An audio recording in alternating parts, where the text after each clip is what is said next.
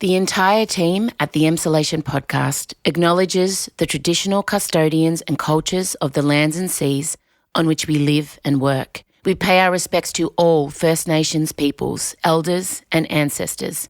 We acknowledge that sovereignty was never ceded and stand in solidarity towards a shared future. I personally want to acknowledge the traditional custodians of the land on which I record this podcast every week, the Wurundjeri people. I recognise their continued connection to the land and waters of this beautiful place I call home. Always was, always will be. M. Russiano. With a smattering of blonde hair on the cheeks, but not too much around the butthole. If I could just tell you how stunning his bottom is. And Michael Lucas. You have a high capacity to feel a personal attack. This is Emsolation. Also, full respect for you calling yourself a 40-year-old, not a 40-something. Well done, well done, well done. Let's hold on to that. I'm younger than you, bitch. You are. You're in Emsolation. Well, hello there and welcome to Emsolation. My name is M. Russiano. I'm a writer, a singer, a stand-up comedian, a maximalist power queen, a neurodiverse magic brain, and together with my best friend since I was 11, screenwriter and podcaster, Mr. Michael Lucas, I bring you this show every week. And look, I'll be honest, I was concerned about today's show because we had to follow up a behemoth.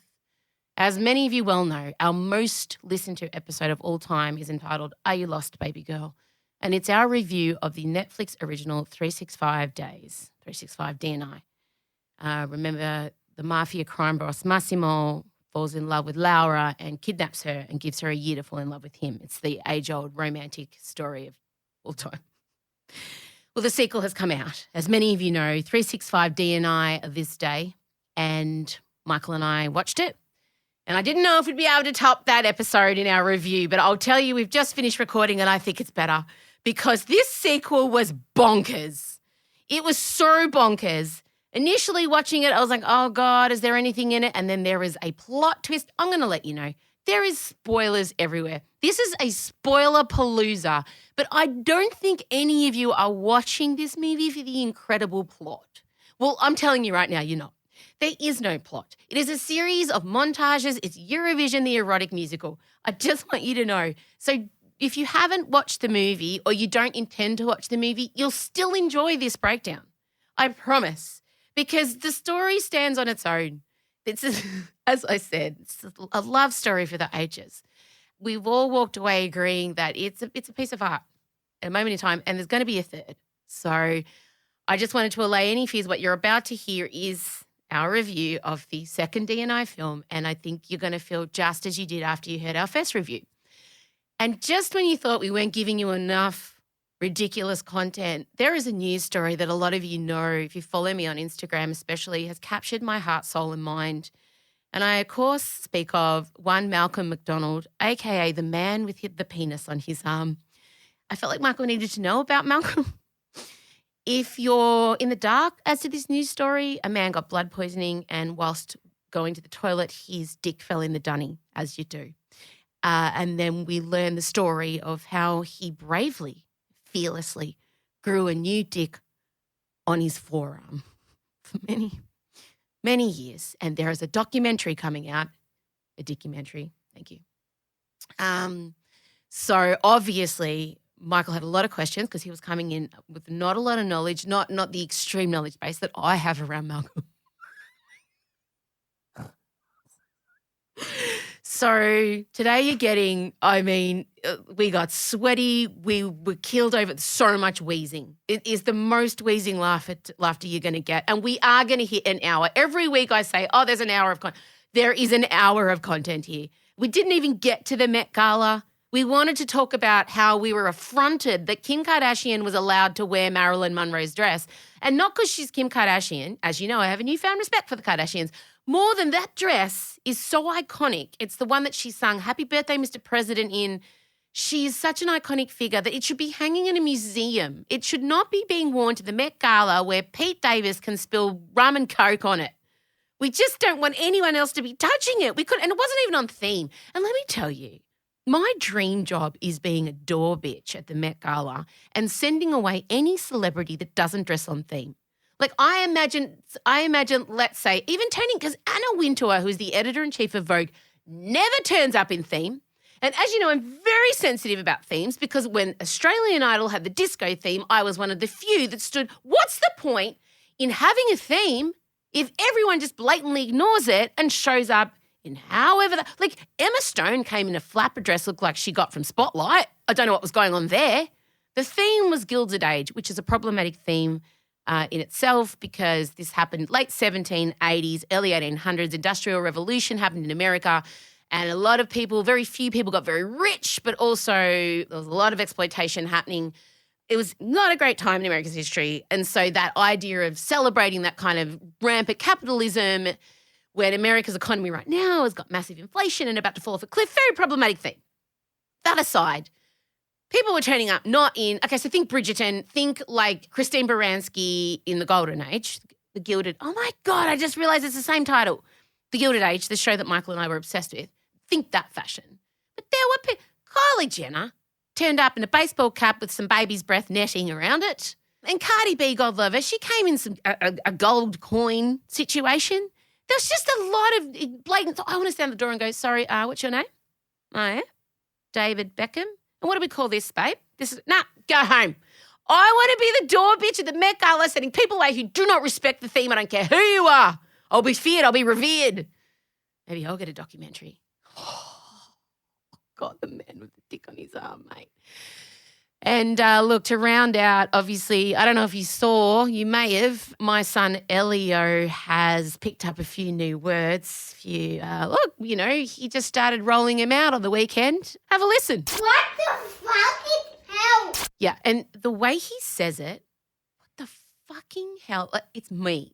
I cannot blame Scott. It's my complete intonation. It is literally how I say it. And look, I've got a few angry people saying, oh, you've raised 2 other kids. You should know not to make a big deal about it. God, someone literally said, I'm really disappointed that you were disciplining him when you know the best course of action is to ignore it. I'm like, fucking hell. Here's a little story about the internet. Here's a little lesson. If I were to post a video of Elio swearing and us laughing, which is what usually happens, can you imagine? I saw that Chella was filming me and I knew if I didn't in some way try to stop him from swearing, gently and lightly and in a funny way, the amount of ats I would have got. So you don't understand. Everyone feels like they've got to run a commentary or give me their opinion. I'll tell you right now, I know I'm a 9 out of 10 parent, sometimes 10. I am very sketchy on lots of other things, but I am very confident in my ability to parent. I'm rock steady on that. And also, you need to remember, Elio is autistic. So Elio gets on a loop and he got on a loop with fuck it and fucking hell. And if we ignore it, he just says it more.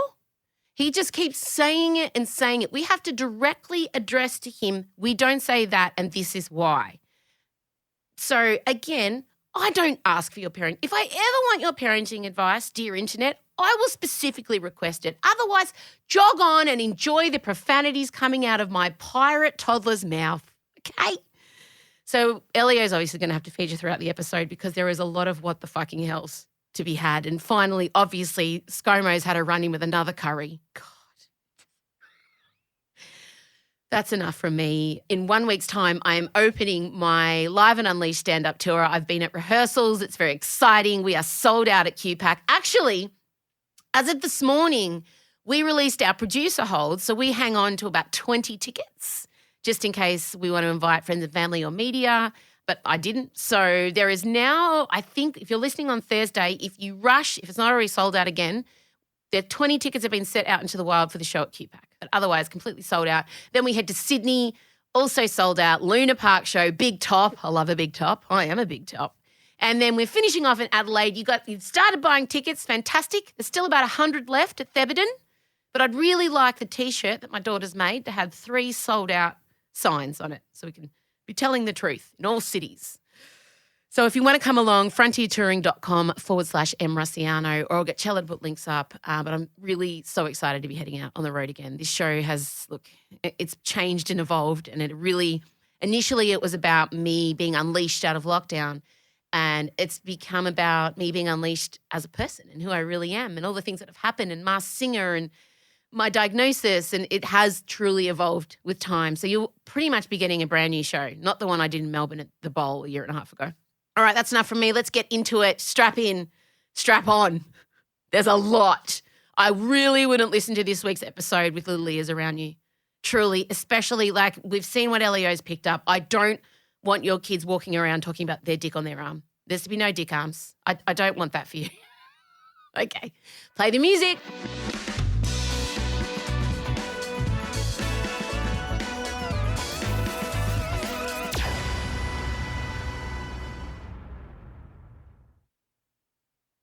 M. Luciano and Michael Lucas. This is Emsolation. Well, Michael Lucas, we have so much to get through. Headlines, man grew a dick on his arm. ScoMo had some raw curry, 365 D&I, the sequel review, and also you are at 0 emails.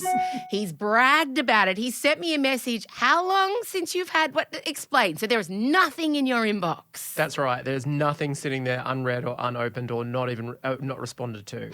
What? How have you achieved? I mean, I sent you a picture of my inbox. Yeah. Before you got it. I mean, you wouldn't have assumed that I would ever be at 0, right? Like that's a thing that you wouldn't. That's not in my brand in your mind. No, I must admit I flinched when I saw how many thousands of unread, unopened emails that you had. The exact amount is 3,155 emails in my inbox not attended to. I don't like it. I don't like emails. I just Isn't it just like feeling like you're in free fall or something like that with that many? Wow. Oh, I'm past free fall. Oh, no, I've landed in soft, cushy denial. And I feel like if it's super important, I'll just keep trying. Like part of me just wants to bomb the whole thing. Yeah. Like start a new account. It's like going into witness protection but for email. Yeah. So just leave that for dust, for dead, and start again. And just assume what's gone is gone. Okay, it's in the past. Yeah. Fair enough. Yeah, but you have got there, and I don't know First how. time since 1994 since I Wow. first got my first Hotmail account. Okay, wow. Has this been a secret goal? It has. Okay. Because we're about to go back into production on Newsreader, and when you're in it, you get like about 100 emails a day. And the only way to survive is if you answer right away and just Wow. keep trying to work back. no. And so I just needed to clear the decks Hang on. Are you saying you answer emails as soon as you get them? as soon as I can. It's the you- only way to survive when you're in No. production like that. No, that is not true. The way that you deal with emails is that you see the email come in. Yeah. You actively avoid it for months. You feel guilty about it. You don't sleep. Yeah. You try to move it around. You search for it to make sure it's still there. And then maybe you'll send a little text going, oh, my God, I'm so sorry I missed this. Yeah. That is how we deal with emails in my world. Well, look, that was my world, and that's why I've adopted this. But I also use folders a lot as well. Right. I deal with the email, I put it in the folder. Deal with it, put it in the folder. Deal with it, put it in the folder. Right, okay. So it's like it's a waterfall, and you just need to pivot things as they come. It's basically, you know what it reminds me of? Tetris. It's exactly like a game of Tetris with emails coming in, and I just needed to start this project with like that clear Tetris Wow. floor I before the blocks treat it start like coming. Battleship. Just constantly guessing and moving around and hoping to avoid being shot at. Look, which Nintendo 1980s game is the correct metaphor for our lives? Remember Battleship? You would sit opposite each Oh, other oh, that's with little right. screens. Battleship armed. And Yeah. you would set up where your ships go, and someone would call out A6, and you'd look down and say, hit. Yeah. I mean, this was relying on us telling the truth. Yeah. You know, sometimes you would just lie about where your battleship was and just discreetly move it if they hit it. I think we've just revealed ourselves. Hang on, how does this relate to emails? What are you doing? I'm like just avoiding, hoping I don't get hit. And sometimes people get me in a good mood if I've had a coffee and I'll I open it get up and it. respond. And sometimes I'll just be like, nah, missed, not here. Look, we do need to touch, we're getting close to the election. We're in May. We're in the month of the election. Less than 3 weeks to go. And the candidates are really ramping it up. ScoMo has had another curry-related incident. Now, when this happened, I can't tell you how many emsolators contacted us. Because obviously the initial incident, Take me to the April sun in Cuba. Oh. when he was with Carl Stefanovic. And For 60 minutes, Yes. yeah, prior to the campaign. Yes. And we questioned the serving of, what was it? Well, Jenny had made margaritas to go with the curry. And so And I think we should also say that Scott Morrison is a prime minister that more than most prime ministers, his digestive systems have been questioned in Australian folklore. You have to tell the tale, the famous Engadine Macca's tale. There is an infamous online rumour that ScoMo shat his pants in Engadine Macca's. I think it was back in the early 2000s or sometime like that. And it has got such traction that he himself cracks jokes about it. It's folklore, though. No, it hasn't been confirmed. It's a very specific rumour, though. And, you know, those are the kind of things... I mean, to be honest, I would normally find it relatable in a sense. I mean, everyone loves a good shitting themselves story. We bond around campfires. Absolutely. I think it was also on like a rugby grand final day or something even like more that. Australian. Holy shit. Was there a kangaroo riding a great white shark out the front wearing an akebra? I certainly hope so. So he's had that moment, and then he's cooked what he's saying is a chicken korma. Now, ScoMo's trying to court the Southeast Asian vote very clearly, and he is thinking in his mind, this is how basic, I'll just cook some fucking curry and they will probably vote for me. I feel like that is as complicated as his election strategy is at this point. So he's put up a picture of his chicken korma, and everyone straight away jumps on the fact it is fucking raw. It's pink. He has said it's the sheen of the chicken skin or whatever. It is not. That is pink. That is flat out raw chicken. Absolutely. And he's come out and defended his curry. So he said that the caption under the initial picture was, nice to have a night at home. So curry it is. Sri Lankan tamarind eggplant and okra curry and a classic chicken korma. Strong curry, strong economy, stronger future. Wow. So he's linked Liberals' policies to this languid, salmonella-ridden, raw chicken korma. I think we need to take a moment and remember the fact that he was at one point responsible for Australian tourism campaigns. Like our national tourism industry, one of our biggest, was in the hands of this man who posted a raw chicken curry and tried to somehow link it to a stronger economy. How? What? And can you imagine him going, Jenny, I've bloody got it. Quick, take a picture of the korma. Quick. Yeah. Like, I reckon he was so pumped about his bloody caption, he forgot to cook the thing. But when grilled on it, he said it was in the pan for a good 45 minutes. I can tell you because I had it there and myself. He said people went back for seconds. Have we heard from these people recently? Has anyone checked in the local ER departments? Oh, my God. Oh, my God. So that's what's been going on in election land. I'm glad people were asking the probing questions. Yeah, Albo's back out of the trail. They had their big launch. His first point of call on Friday was to take his dog for a walk. Unfortunately, the dog did his shit in front of the cameras, and Albo was forced to bend down in his white jeans. He's doing a lot of Bob Hawke dressing. Oh, yeah. Doing some, classic shiny private school boy Rossi boots. Do you reckon it will inevitably lead to him coming out with his new girlfriend in the terry-telling white robes, which famously Bob Hawke did with Blanche? It was post-retirement, but I think he could fast-track it. Totally. So he's out and about and, ScoMo's cooking curries, so... It's all on. Is anyone still paying attention to any of the policies? Probably not. I don't know, but what I have been paying attention to, and a news story that's captured my heart... is a lot of people who follow me on Instagram know that I've really become attached to a man named Malcolm McDonald, who's no longer attached to his penis. The headline that caught my eye was, I've had a penis on my arm for 6 years, now I finally feel like a re-man. Subscribe, yes please, show me more, right click, right click, right click. And then I saw it was a 2-minute read. I'm like, how can they possibly unpack? There is so much to explain. And then I saw written by Rob Pattinson. As if you could outrun me! Yeah. What? Yeah. Edward Cullen. Batman. Just give the guy the Pulitzer now. This is important journalism. How did you feel when your penis fell off? Okay? This is the kind of article, this is the kind of investigative work that's going to change the world.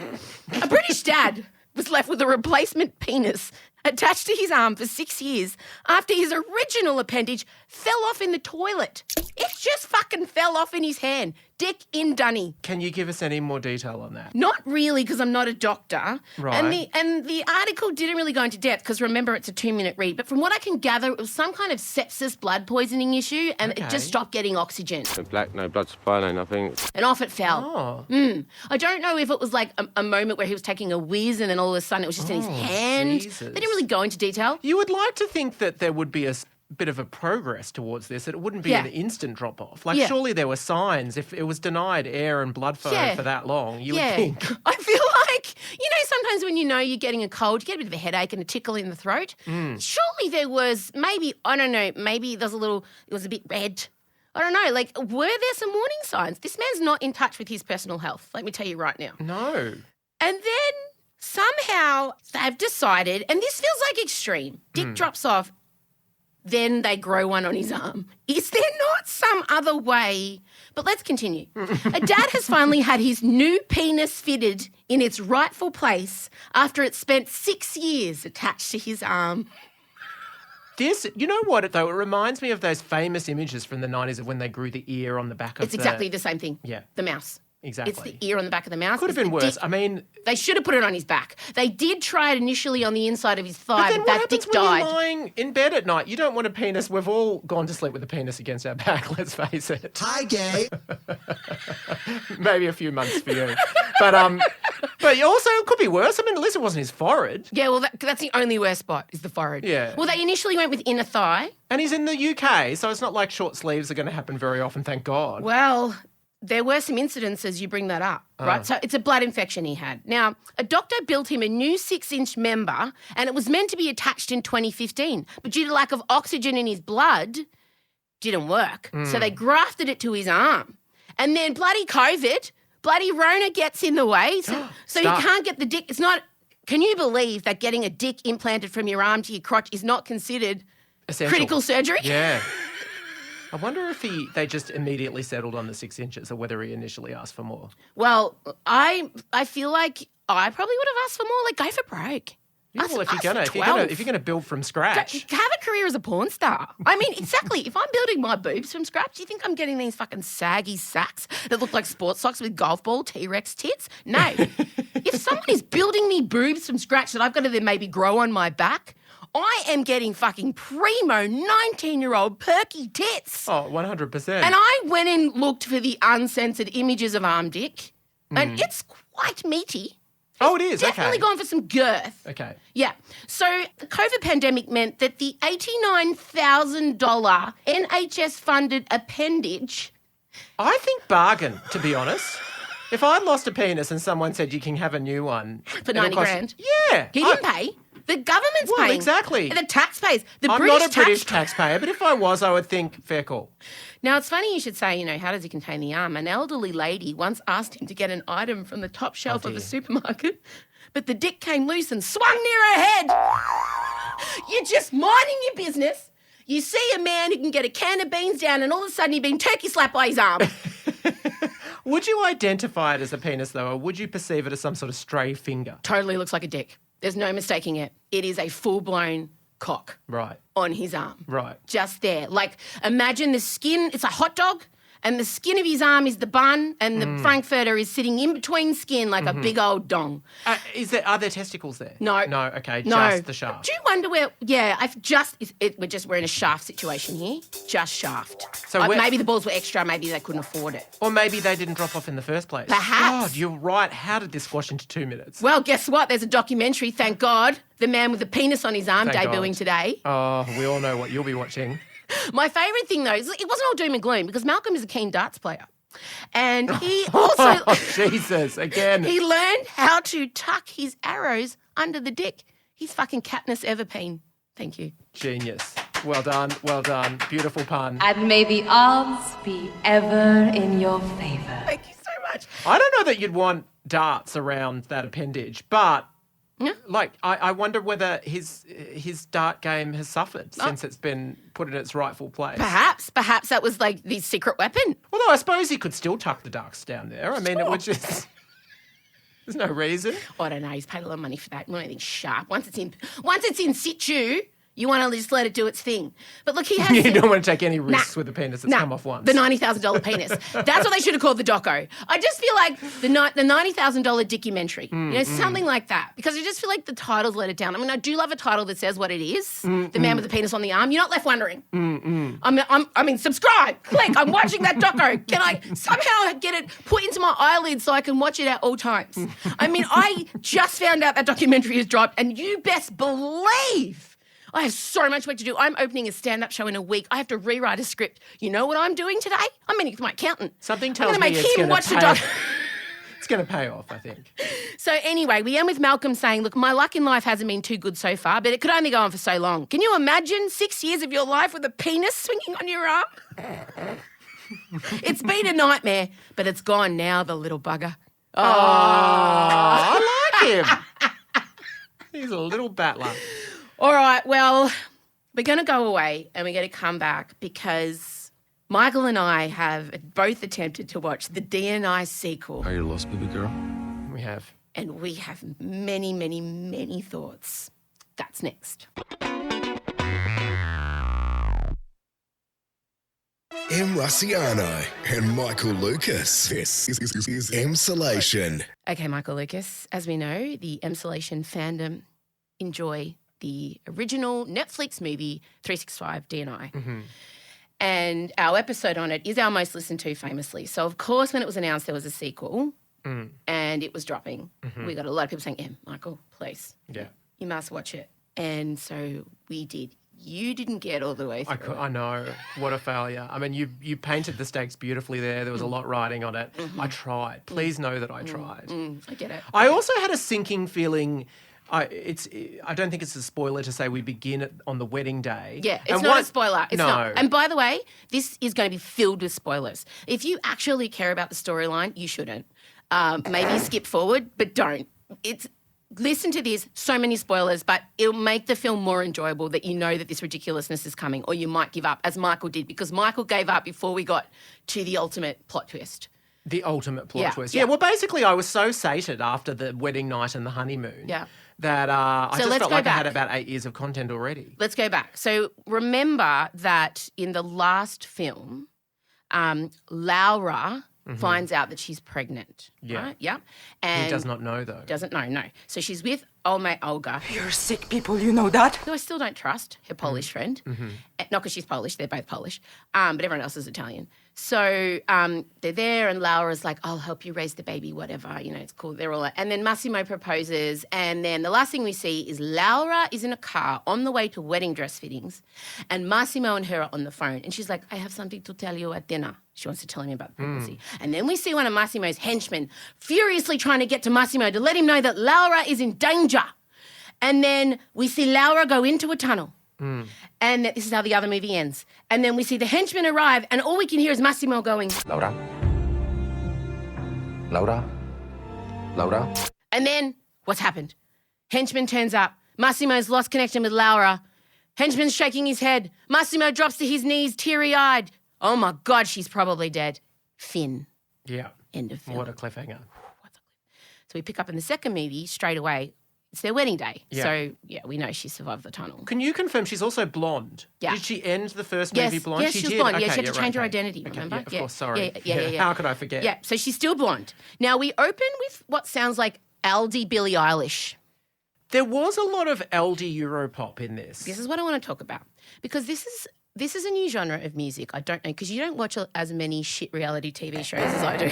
It felt like a reality TV show. So there's this new genre of music that basically it's written with super niche lyrics to enable the narrative of the storyline to be moved along via soaring pop rock Eurovision ballads. That's right. So I watched a show called Selling Sunset, and if Christina walks out of a bad meeting with Brett, you'll hear this song will come up straight away. I'm not gonna back down even though we had a fight. I am a boss bitch, queen, I hustle in the night. So every time something happens, there's a pop song ready to go. And it's like, oh my God, That's amazing that there was a song with the exact storyline that's just happened. Turns out it's a whole fucking thing. Totally. They do not go with a light touch with the lyrics. No, either. no, they do not. I love being in you and feeling your sweat. Like, there's so many of these songs in there. And it is, to be honest, I wouldn't mind cracking that market because I reckon I could write these. Yeah, don't take it the wrong way, but I think you could too. I feel like this could be and the thing. perform them with real mate. camp conviction. 100%. So we're there, we're at the wedding. Now, Massimo arrives and she's in her bridal gown. Still getting ready. You're not supposed to see the bride. No, and in what could be my most favourite opening line of a film ever, we get... You shouldn't be here. I don't have panties.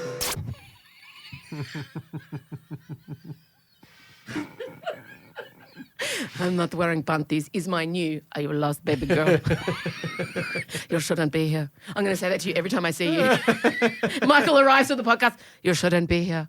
I'm not wearing panties. Don't know that it's going to quite land in the same way. I don't think it'll produce the same reaction, that's for sure. No. So she's not pregnant anymore either. They kind of say that. Something happened in the tunnel. She's not pregnant anymore. Don't know. I assume some sort of like car accident or something like that. Something, yeah. She lost the baby. Yeah, yeah. And Olga is there, thank God, she's back. And Well, she walks in. As they're having sex. Now, I just want to really thank production. They only made us wait about 90 seconds till we got the first sex scene. That's true. It was very much a fully clothed sex scene. Yeah, dry even humping. his pants were up. Correct. Like I had No, more I don't action. think they were dry humping. Do you reckon? But I was looking at the angle of his pants. How's he getting his peen out if the pants are so high? I don't think that troubles them. I think you're definitely supposed to... But on your wedding day, you don't want post-session flow. You don't want that. I think You don't that want this... to, like, she's in a beautiful chiffon gown. If that got wet, you would see. I think in the world of 365 D&I, flow is not an issue. What do you mean? His semen just stays there? Somehow. Because they're also beautiful. I think they there's don't even have to many worry. aspects of because you never see in those films what really happens in real life. You have sex with someone, and if they're not wearing a condom, like what happens is you either walk to the bathroom with your knees squished together like a penguin, or you're grabbing for the tissues. But I guess that's not sexy enough. Would have been a beautiful way for her to come down the aisle. Just with her knees pushed together so she doesn't get any post-session flow. Would have been the equivalent of little rose petals to Ave scattered. Maria. You know what? By the way, all the music budget went on Ave Maria. How many films have had Ave Maria in it in the last year? I'm pretty sure Ave Maria is out of copyright now. I don't think that much budget went to it. Is that why? I just thought all the money went to Ave Maria and they had to No. write the rest. But I just think that's stunning. Got a stunning. Beautiful. That's what the original composer of Ave Maria would have hoped for. So Olga turns up with some undies for her, thank God. But they're mesh white ones, which aren't going to catch the post-session flow. Mesh. Clear, see-through. and not practical. Like, don't bother. No one's wearing white mesh undies and taking them off at the end of the day and going, they don't need a wash. I mean, a multitude of sins. Oh, God. So I really... Look, just don't turn to 365 D&I for vaginal integrity, all right? Well, we got to get to some vaginal integrity in the fucking golf scene. Oh, hang no, on. wait a minute. Wait. No, we can't.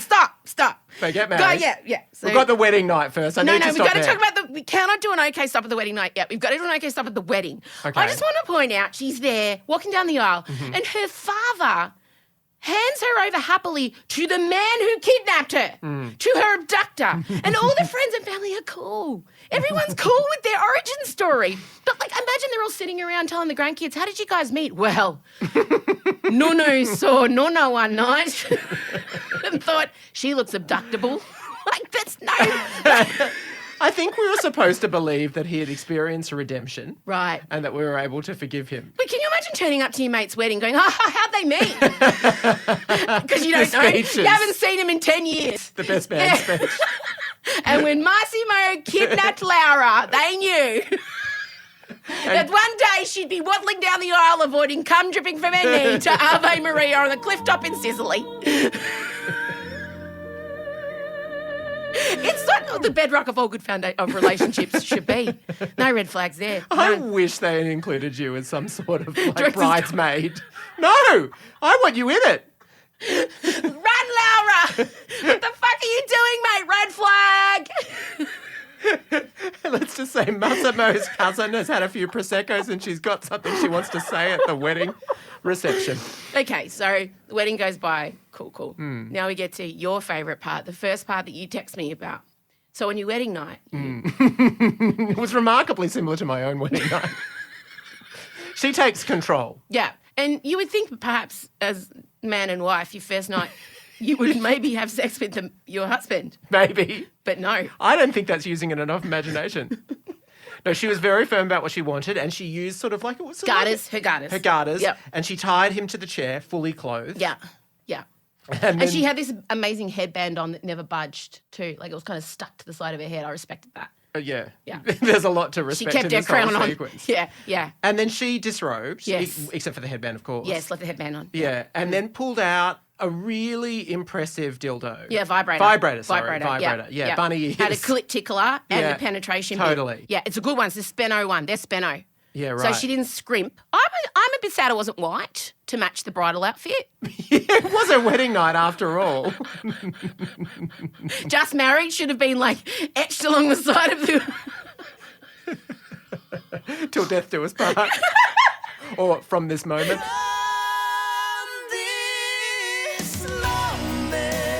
I don't have panties. And then, so then she proceeds to use said vibrator in quite... And can I just say, again, the editing pinpoint. But tell you what, like if she wasn't really using that thing, they were getting pretty close. Now, just as someone who has used a vibrator before, people may recall I had an issue with the vibrator choreography in the first film. Because that's not how you do not put a vibrator on and writhe around and sexily touch your hair and groan and moan and point your toes and everything looks amazing. Most women, when they use a vibrator, are terrified of being caught by their children or someone may come in at any moment. It's a very private, quick thing that happens and you're probably fully clothed or under a doona.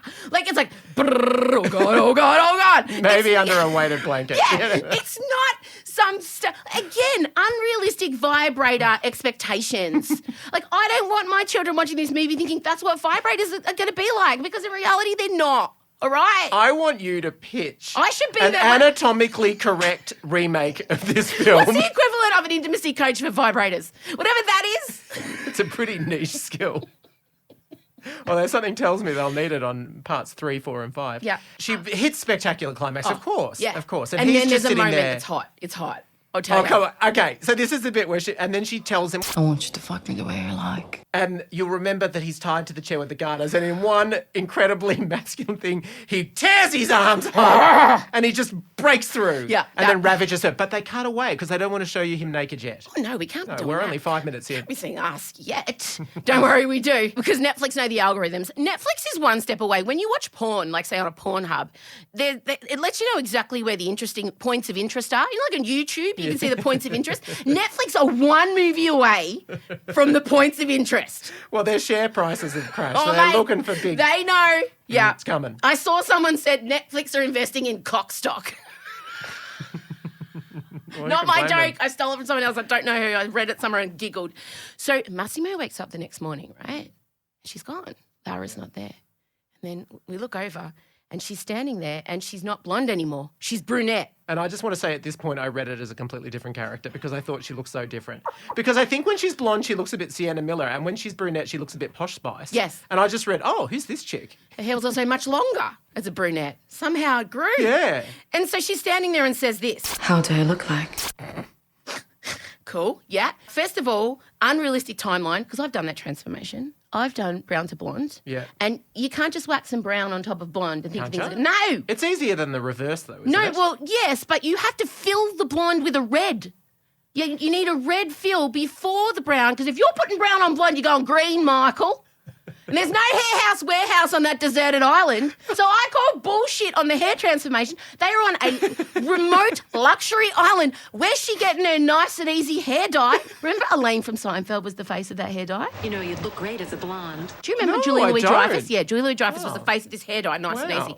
Anyway, she's not getting nice and easy from the local 7-Eleven because they're on a fucking island. But you need some filler on top of the peroxide before you do the brown tint. Your scientifically correct remake will actually just... Ours 2 and 3 will just be her getting the toner out. Yes! You gotta let that God. shit sit. Yeah. She would have been gone for 3 or 4 hours. Like, I don't know what's going on. And then he responds with, Like the first time, baby. oh, you mean, Oh, you want to go back there, you do mean you? the scene of the crime, mate? I also I just love that basically the premise of this movie is sometimes it can be hard to be married to a mafia man. And it's like, No one told her that. Who could have foreseen Who thought? that getting married She to the gets busy. person that trapped and imprisoned you So annoying. could run into trouble? Just pay me some attention. Yeah. We'll get to that. But first we have What the do they spend honeymoon the first montage. What do they spend so many montages? By the way, this could just be a music video clip. Yeah, I think technically it Or really is a Eurovision, the music erotic video. musical. Like, that's pretty much what it is. But their first activity was, Golfing. oh my God, golfing. And this was at the point where I started to lose my momentum because I just didn't think that the movie was going to get any better than this. So I had to pause. I need you to know. Me too. I had to pause and gather myself. Yeah. I didn't know what was going to happen, but basically to me it was unclear whether they're playing against each other or whether she's a caddy. I sort of think maybe she was a caddy. I think. She had a mini skirt Yes. sort of thing on. No Nickies. No. I'm not wearing panties. And they were approaching the putting green and he had sort of one more shot to go. She's sort of sauntering around provocatively. First of all, uses the flagpole. That's right. And I thought, okay, what are we doing here? Because she goes behind the flagpole and she starts sort of stroking. And I thought, is she going to penetrate herself with... Possibly. Yeah. She does anything could have happened, but no. She does a slut drop, as we used to call it back That's in right. the 90s. Removes the flagpole, Indeed. which was an electrifying moment where I thought, what's happening? But she happening? actually just puts it aside. Because I didn't predict what was going to happen. Nor did I. And I can't, in It's retrospect... nice that one can surprise us still. That's right. And so obvious. And I wanted such to be in the genius. writer's room. Totally. Who came up with this idea? Get them right. on the newsreader. Pay them more. And basically, she goes spread-eagled over the whole position. Now, at this point, I wonder about the rules of golf. Because essentially offering another hole. That's true. And in golf, you want to take as few shots as possible. That's So right. she's not giving a shit about Massimo's handicap. It's all in the head. Yeah, it's all in the hips. What, we didn't get it? No, exactly. And what does it mean in terms of the par? I what don't if know. And what if the ball gets stuck? Well, if you hit it was hard it was enough- a strong risk. He's I a was big worried. bloke. Well, his accuracy needed to be pretty dead on. I mean, thank God it was Massimo. That's all I can say, because the scene could have gone either way. But anyway, yeah, one would presume she was Nicholas. I mean, she always is. No. I'm not wearing panties. And then, yeah, positioned over it, and then he putts, and wouldn't you know it, it's a hole-in-one. Well, not a hole-in-one, because it's already on the putting green, but... Yeah. Which hole? We'll never know. We'll never know. Just But- as the car went into the tunnel, the ball too. She did. The visual symbolism, amazingly. And she did appear to get a sexual response from... The ball must have hit vag. Ball on clit. I think She it did hit, rise. I think it hit the clit, then went down in. Oh, does that It was count? a perfect tap. Oh, are you allowed to do that? Is that another? Is that like a mini golf where you like hit off the side of a cat's ear? I think that there's a market for X-rated mini golf that has only just been tapped. And full credit to the first gay men that do their own version of this, because I can't wait. for me, it was the peak. And after this, I started to wilt Yeah, and started you to did. fast forward. Don't worry. You forged on. Stuck with well it. Done. So also while this is happening, there's a little side relationship with Olga and one of Massimo's mafia buddies, like the lesser versions of the leads. But you thought that this was clearly yeah. positioned Well, to give us the... Yeah, because after the honeymoon, Massimo and Laura start having problems. He's working too much, doing mafia stuff. She's bored and stuck at home. It's an age-old story, you know? So we need some new, fresh, burgeoning, like, love to get our endorphins going. We need to be able to see another relationship starting because we don't want to be reminded of how we all feel sometimes in our own relationships, heterosexual ones I'm talking about. So, we've got the side relationship happening. Then, of course, Laura's getting pissy. Why are you always at the work? Why are you always working? And then we get shopping montage. And then she, like, becomes a designer briefly. I don't know. Anyway, there's also now a gardener, Nacho. He's taken quite a liking to her. Gardener, fucking hot. Like, Hot, yeah. I know, because I have to say, the side romance dude, perfectly Nacho. appealing looking dude. Yeah. Not nearly as hot as Massimo, though. but a And- gardener. And a gardener too. Like, I'm talking- you mean no, side? Yeah, his Olga's- sidekick. Olga's- Yeah. Oh, no, he's not. He's No, like he- 6 inches He shorter looks and that's like fine. But Chachi from Happy Days. he did a bit. Yeah. I thought it was brave. Scott Baio. You don't want to Yeah. go back-to-back sex scenes between you and the Massimo guy. It's like when Beyonce never has hotter backing dancers than her. That's right. Yeah, like Massimo couldn't have. But Now, we should also say they did, and I did stop fast-forwarding for this, they did have sort of a sex toys montage, which frankly I thought was lacking the imagination that they brought to the golfing green. where was a golfing rider in that scene. Exactly. It was just a couple of like ordinary toys. It was like even We've seen it. 50 Shades has done much better. Oh, we've seen it.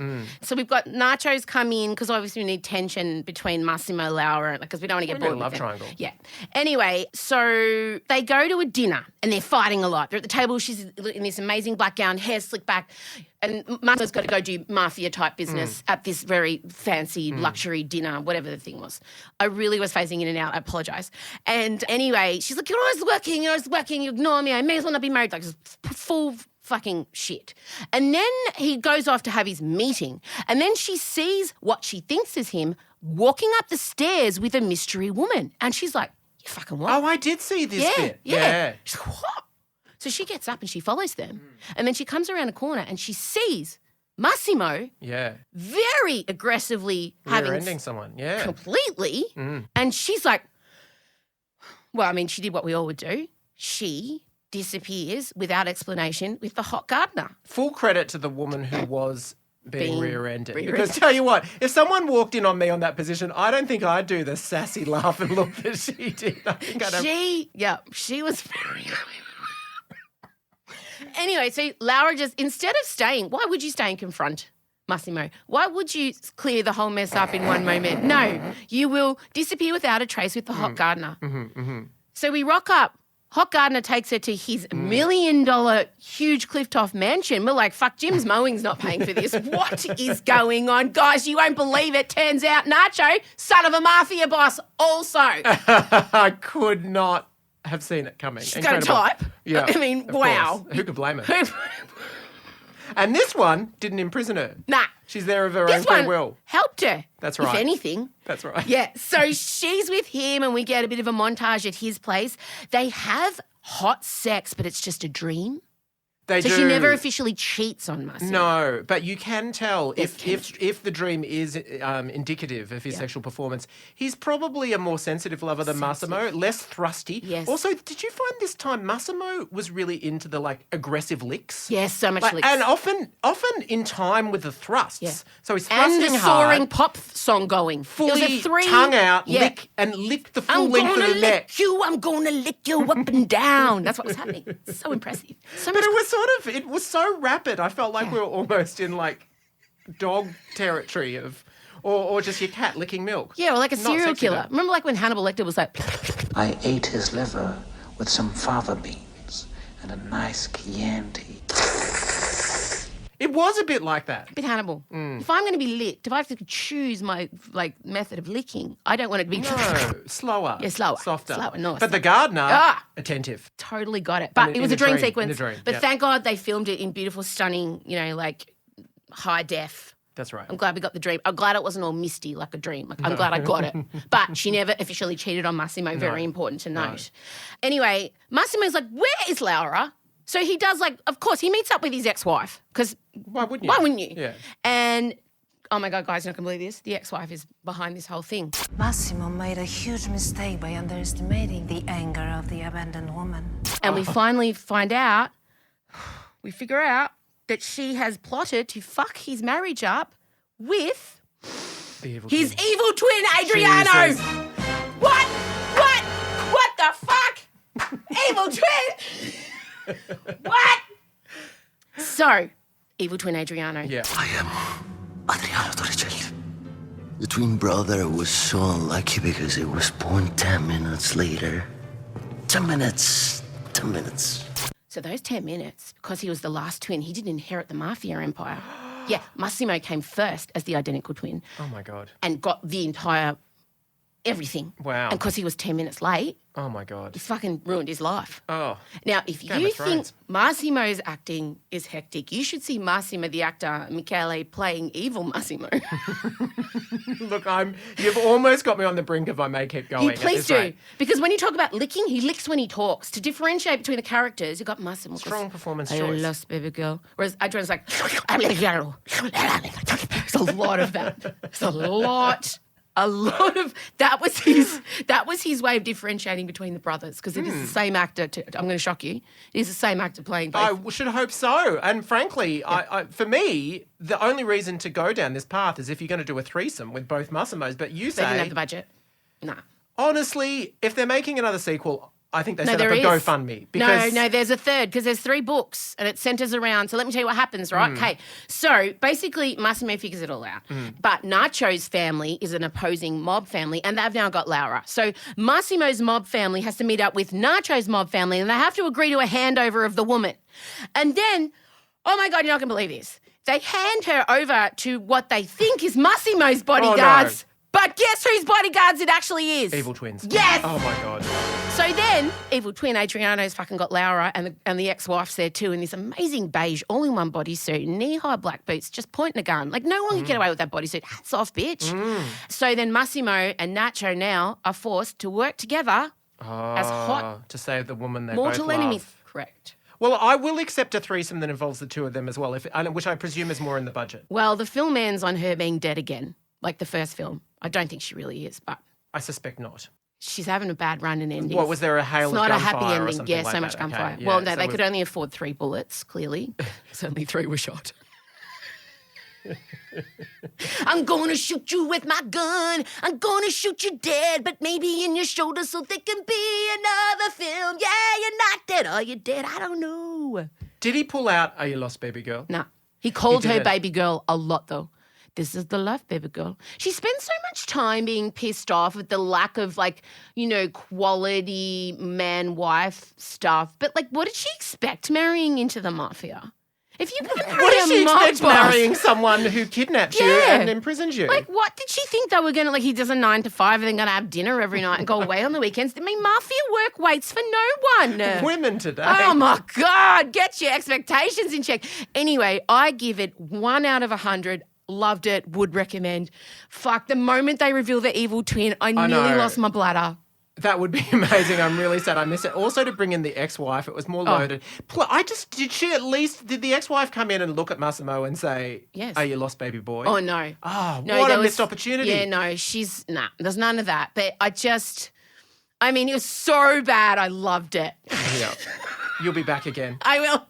I can't wait to see what happens. And to be clear, no full frontal penis, No. even though we're in the year of full frontal penis. No full frontal penis. No, But I suspect because there's one more, and as you said, Netflix has dropped a lot of shares.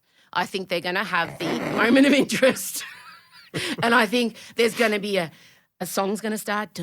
He's going to unfurl his cock. You've waited 2 films and now it's what we're gonna. We can't wait to see the cock. And then cock. Like, I think there's going to be some I mean, I would like to put forward a few ideas, but I'm sure there will be, because they love a montage, there's going to definitely be a full frontal peen montage. He needs to do it. I mean, it's basically the global economy now rests on this actor's willingness, and that we will accept a prosthetic. Or I would accept one grown on his arm for 6 Totally. years. But you would just ask that they go a little bit more than the I would have 6 to speed the inches. montage up. It would have to be Totally. like time lapse or something. That's right. Time lapse on the dick. Oh, we've got to. We've got. you I just- was worried. You brought it home. I was worried. I was the whole time I'm watching going, how are we going to top the first one? And then when Evil Twin was, I'm like, fucking thank you, baby Jesus on a cloud in heaven wearing a string of pearls. Like, fucking yes, there's an Evil And Twin. mesh knickers. I'm not wearing any panties. Oh my goodness. Is that a leaf blower? What the fuck is hell? All right, we're ending it. Sorry. Right. We're going to talk about Met Gala. Oh, it stopped. It hurt you. Oh. No, it hasn't it's stopped. back- it's back All right, on. we're wrapping up. So, look, if you're not going off to watch 365 D9, just consider us director's commentary, I think. Maybe? That's right. Yeah. It's your Bible to the next episode. And I think we've given you the tools you need to watch it in super fast mode as well. Oh, yeah. Because I'm so glad that you told me about the Evil Twin, because I did watch it that way, and of course I didn't realise that I was looking at 2 different Yeah. characters. Look for the... It's a dead giveaway. Oh, that leaf blower's going to kill me. It's That's cursing me. akin to Heath Ledger in his Oscar-winning role as the Joker went for a lot of licking. I think you'll find Michael Morone, Michele Morone is definitely filtering a bit of the Joker in this performance, for sure. He's like, I might get an Oscar for this. I mean, he's gone full in. He's playing 2 people. It's happened before. Oh, it absolutely has. He could be nominated for Best Actor and Best Supporting Actor. He could. All right, that leaf, I'm going to go out. I'm going to end that person. I can't believe it's followed me here. All right, have a good week. Thank you very much. Okay, bye. This is Emsolation. Well, I know you're off tonight. Look, I just want to really reassure you all. It's still sexy. Like if you're still a thirsty middle-aged woman or gay man, you're still going to get a little tingle. Like the moment that he rips the garters off and launches at her on the night of their honeymoon, I got a little thrill. Don't worry. Like while we made fun of a lot of the movie, I still like it still does its job. Don't worry about that. You'll still feel alive while you're watching it. But now you've had our commentary, we're gonna give you a heightened experience. You're welcome. You're welcome, Insulators. All right, I'm off now. We'll be back next week. I'll be in fever pitch because it is 2 days before I leave for the tour. Don't forget to be following Emsolation on Instagram at Emsolation Podcast. Make sure you've signed up for the newsletter. It's so important. All the sign-up details are at our Instagram. That's all from me. Have a great week. Oh, before I go, I went to see a movie called Everything Everywhere All at Once, and it's almost the perfect movie. I don't say that lightly. 5 out of 5 from me. It is a kung fu absurdist story of an immigrant family. It's mother-daughter dynamics. It's just everything. Yep, I know what that sentence sounds like. It's like Crouching Tiger, Hidden Dragon and Looking for Alibrandi, except with Chinese Americans, not Italian Australians. It's Tron. It's Matrix. There's scenes with rocks. When you see it, I cried because the rocks reminded me of Marcella and I. Go and see it. I mean, I feel like you'll all get it. And it's also a love letter to neurodiverse people because one of the characters talks about feeling everything everywhere all at once. And that's how I feel. Sometimes I feel like the layer between me and the world is thinner than other people's. So I really loved it. I highly recommend it, but it's bonkers. There's a whole scene where 2 characters fight with butt plugs hanging out of them and they do a full kung fu. And I want you to think of me. Think of me when you see the Dick Arm documentary. Think of me when someone's sitting over a golf hole. And think of me when you see the butt plug fight scene in Everything Everywhere All at Once. This podcast is Everything Everywhere All at Once. Okay, I'm out. Have a great week. Bye. Emsolation with M. Russiano is a Spotify exclusive podcast recorded at Down the Hill Studios. Hosted by M. Russiano with Michael Lucas. Executive produced by Benjamin Wasley. Produced by M. Russiano. Edited by Ezekiel Fenn at Entente Music. With videos by James Henderson. Socials by Marcella Russiano Barrow. With assistance from Jem Evans and Georgia Watts. Plus, occasional office shelf installs and flat pack wrangling from M's dad Vincey. Get more Emsolation by following us on Instagram at Emsolation Podcast. You can also sign up for our weekly newsletter. Join other Emsolators of the Emsolation group on Facebook. The answer is Harry Styles. And please take the time to share this podcast with a friend and make sure you're following us on the Spotify app by hitting the follow button. Thanks again for taking time out to listen to this week's episode, and we look forward to chatting with you again soon.